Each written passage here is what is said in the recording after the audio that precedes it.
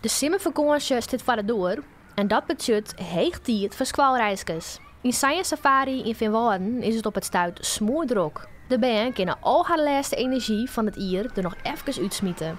Ze vinden het hier hartstikke leuk. We gaan hier eigenlijk elke keer heen. Ze hadden dan ook altijd zo'n zin in. Ze vregen dan altijd hoeveel nachtjes nog juf. En dan tellen we dat ook op squallen.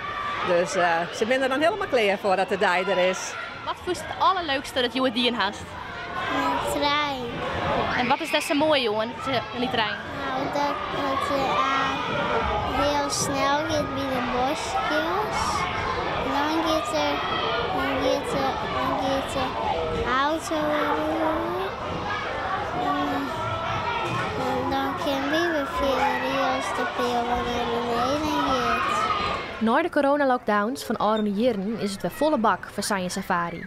Eigenaar Wiemer Visbeek merkt dat bezoekers het er extra van nemen en ook van verder voortkomen. Dus je zegt dat mensen uit heel Noord-Nederland wij komen, dan hebben we het op provincie Grens, Emmen, Assen, Polder, bovenkant van Oerisel en vanzelfs heel Friesland.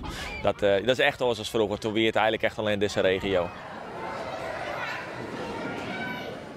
De band hebben zuur rode kopjes van al het boatsen. En ook de maaiwerkers die het zwit op de hallen, want al die band maken vanzelfs ook eten en drinken. Hoeveel kilo patat is er hier gaan? Voor 70 tot 80 kilo denken we. Ja? Dat is maar flink wat verbakken. Hoeveel uren ben je even bezig? Ja, hing het een beetje vanaf, maar het een beetje terugstroomt ongeveer een uurke, oorloren. Komt alles ook op? Of? Ja, het meeste komt wel op, ja. Per die had dan een beetje uur, maar het meeste ben ik goed eten na een dagbatje. En hoeveel meid zie je wat als er bij een bootje binnen? Je ziet nou een stuk of wat bussen en wat praten en koffie drinken. Patatje jongen van media, hè? Jo, heb ik een goede dag, jongen. Wie komen er daar wel terug? Zeker. Krijg je ze net heel vermoeid daarna in de bus? Heen reizen met een drukker als we omreizen. Dat kan je wel merken, ja. Maar dan zeg ik jongens, even een vestjes jongen, even de wielen van de bus, geheim dat. Of s'avonds wel, dan komt de vleur er wel weer in. En dan breekt die weeromreis aan. Na een hele dag bootsen is het tijd om naar huis te gaan.